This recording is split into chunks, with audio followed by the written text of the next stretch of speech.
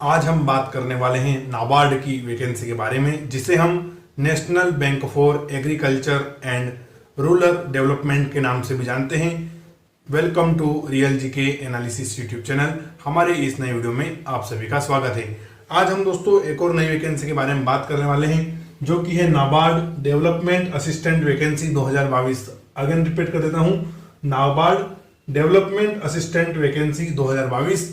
तो इस वैकेंसी संबंधित सभी इंपॉर्टेंट डेट वगैरह, एग्जाम डेट, सिलेबस और एग्जाम प्रोसेस सभी मैं आपको इस वीडियो में बताने वाला हूं। तो वीडियो को आप पूरा देखें और चैनल पर नए हो तो चैनल को सब्सक्राइब भी जरूर कर दें। तो चलिए हम शुरू करते हैं इंपॉर्टेंट डेट से। तो दोस्तों इस फॉर्म की इंपॉर्टेंट डेट है, फॉर्म भरने की डेट है 15 सितंबर 2022, यानी कि 15 सितंबर 2022 से आपके फॉर्म भरना शुरू हो जाएंगे। और जिसकी लास्ट डेट है 10 अक्टूबर 2022। कितनी है? 10 अक्टूबर 2022। साथ ही दोस्तों इन्होंने फेज 1 के लिए एग्जाम डेट भी बता दी है। तो एग्जाम डेट आपको पेपर 1 के लिए, फेज 1 के लिए होने वाली है 6 नवंबर 2022। कितनी? 6 नवंबर 2022। तो डेट बहुत इंपॉर्टेंट है, आप याद रखें। चलिए डेट के बाद हम बात करते हैं फीस की। तो दोस्तों जो फीस जनरल, ओबीसी और ईडब्ल्यूएस, जिसको हम इकोनॉमिक वीकर सेक्शन बोलते हैं, उनके लिए इसमें फीस रखी गई है 450 रुपए। कितनी? 450 रुपए। इस कैटेगरी से अगर मेल और फीमेल दोनों को ही 450 रुपए पे करने हैं। और अगर एससी और एसटी कैटेगरी से आप बिलोंग करते हैं, एससी या एसटी से, तो आपको कोई फीस नहीं देना है, क्योंकि उनके लिए 0 रुपए फीस है। अगर आप एससी एसटी मेल है तो भी 0, फीमेल है तो भी 0, यानी कि इसमें महिलाओं को अलग से छूट नहीं दी गई है। चलिए दोस्तों हम एज की बात करते हैं। तो इसमें एज रखी गई है 21 से 35 वर्ष। कितनी? 21 से 35 वर्ष, जो कि रहने वाली है जनरल और ईडब्ल्यूएस के लिए। अगर दोस्तों आप ओबीसी के हैं तो 35 से आपकी एज हो जाएगी 38 वर्ष, क्योंकि आपको पता होगा ओबीसी को 3 साल का एज रिलैक्सेशन दिया जाता है। और अगर आप एससी और एसटी कैटेगरी से बिलोंग करते हैं तो आपके हो जाएगी 40 वर्ष। कितनी? 40, क्योंकि एसटी और एससी वालों को 5 वर्ष का एज रिलैक्सेशन दिया जाता है। तो नॉर्मल एज कितनी है? 21 से 35, उसमें 3 जोड़ लीजिए ओबीसी वाले तो 38, और एसटी और एससी वाले 5 जोड़ लीजिए तो 40। साथ दोस्तों फॉर्म को मेल और फीमेल दोनों भर सकते हैं ना। पिछली बार में से 1-2 वैकेंसी में कमेंट करके पूछा था कि इसमें फीमेल फॉर्म भर सकती है। तो हाँ दोस्तों, इस वैकेंसी में मेल और फीमेल दोनों फॉर्म भर सकते हैं। चलिए अब हम बात करते हैं टाइप ऑफ एग्जाम की।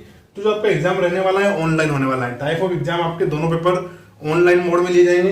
पहला आपका फेज 1 होगा, फिर आपका फेज 2 होगा, यानी कि पहले प्री होगा और फिर मेंस होगा। दोस्तों अंत में आपका लैंग्वेज प्रोफिशिएंसी टेस्ट होगा। क्या होगा? Language proficiency test. या इससे आपकी जो रीजनल भाषा है, आप जिस राज्य से फॉर्म डालेंगे उस रीजनल भाषा का टेस्ट लिया जाएगा, और ये 10वीं 12वीं के लेवल पर ही लिया जाएगा। और इसका मेरिट से कोई लेना देना नहीं है, बस ये आपको बताने के लिए रहेगा कि आपको उस स्टेट के लिए लोकल लैंग्वेज का ज्ञान है कि नहीं। क्योंकि साथ ही दोस्तों पूरे भारत में राज्य वाइज अलग अलग वैकेंसी निकली हुई है। तो अंत में मैं आपको स्टेट वाइज वैकेंसी का वो भी लगा दूंगा स्क्रीनशॉट, तो आप देख लेना कि किस स्टेट में कितनी वैकेंसियां हैं। साथ ही एक व्यक्ति एक ही स्टेट से फॉर्म भर सकता है, यानी कि ऐसा नहीं हो कि आप राजस्थान से भी डाल दें और मध्य प्रदेश से भी डाल दें। साथ ही दोस्तों लोकल लैंग्वेज का विशेष ध्यान रखें। जिस राज्य की आपको लोकल लैंग्वेज पता हो उसी का फॉर्म भरें। जैसे आप हिंदी भाषी हो तो आप बिहार, मध्य प्रदेश, उत्तराखंड, उत्तर प्रदेश, मध्य प्रदेश, राजस्थान में फॉर्म भर सकते हैं। लेकिन अगर आपको तेलुगु वगैरह नहीं आ रहे तो आप साउथ में बिल्कुल भी फॉर्म ना भरें, क्योंकि लास्ट में आपका जो ये लैंग्वेज टेस्ट लिया जा रहा है, लैंग्वेज प्रोफिशिएंसी टेस्ट, इसीलिए लिया जा रहा है। चलिए दोस्तों हम बात करते हैं टोटल पोस्ट वगैरह की। तो इसमें टोटल पोस्ट रहने वाली है 177। कितनी? 177 टोटल पोस्ट रहने वाली है। और कुल 2 प्रकार की वैकेंसी है। तो चलो हम देखते हैं अलग अलग। पहली वैकेंसी है हमारी डेवलपमेंट असिस्टेंट की। किसकी? डेवलपमेंट असिस्टेंट की, जिसकी वैकेंसी कितनी है? 173, यानी कि 177 में से 173 पोस्ट तो डेवलपमेंट असिस्टेंट की है। चलिए इसके लिए हम योग्यता की बात करते हैं। तो योग्यता है bachelor degree of any stream, यानी कि आपके पास ग्रेजुएशन कॉलेज पास की डिग्री होना चाहिए। First year, second year, third year pass होना चाहिए। इसमें अपेयरिंग नहीं मांगा है उन्होंने। साथ दोस्तों कोई भी स्ट्रीम चलेगा, चाहे आपने बायोलॉजी से करा है, मैथ्स से करा है, कॉमर्स से, आर्ट्स, या आपने होम साइंस से कर रखा है, तो आप इसमें फॉर्म भर सकते हैं। और मिनिमम परसेंटेज कितने हैं? 50%। ये सिर्फ जनरल, ओबीसी और ईडब्ल्यूएस के लिए 50%। अगर आप एससी और एसटी कैटेगरी से बिलोंग करते हैं तो आप अगर 33% से भी पास हैं तो आप इसमें फॉर्म भर सकते हैं। उनके लिए बस पास ओनली मांगा गया है, SC ST candidate pass only. तो हमारी कौन सी पहली वैकेंसी हो गई? Development assistant. अब हम देखने वाले हैं जो हमारी दूसरी वैकेंसी है डेवलपमेंट असिस्टेंट हिंदी। तो इसमें कितनी टोटल पोस्ट है? दोस्तों इसमें टोटल पोस्ट है बस 4। कितनी? ऑल ओवर इंडिया सिर्फ इसमें 4 पोस्ट है डेवलपमेंट असिस्टेंट हिंदी में। चलिए इसके लिए हम योग्यता देखते हैं, क्या योग्यता रखी है। तो bachelor degree of English Hindi medium with Hindi या इंग्लिश कंपलसरी सब्जेक्ट, यानी दोस्तों आपका जो बैचलर डिग्री है उसमें आपके हिंदी और इंग्लिश सब्जेक्ट कंपलसरी होने चाहिए। साथ ही मिनिमम 50%, ये जनरल, ओबीसी और ईडब्ल्यूएस वालों के लिए। एससी एसटी वालों के लिए 50% का कोई बैरियर नहीं है, बस अगर वो पास भी हैं तो इसमें फॉर्म भर सकते हैं। चलिए दोस्तों, हम बात करते हैं पेपर वगैरह की।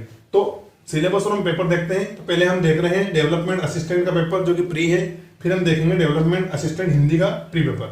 तो चलिए दोस्तों देखते हैं। डेवलपमेंट असिस्टेंट में आपको 100 क्वेश्चन आएंगे और 100 नंबर, यानी कि एक प्रश्न का 1 नंबर रहेगा। टाइमिंग रहेगा 60 मिनट का, तो टाइम काफी कम रहेगा। 60 मिनट में आपको 100 प्रश्न हल करने पड़ेंगे और नेगेटिव मार्किंग रहेगी 1/4, यानी कि आपका एक प्रश्न गलत होगा तो 0.25% अंक आपके 0.25% अंक आपके स्कोर में से काट ले जाएंगे।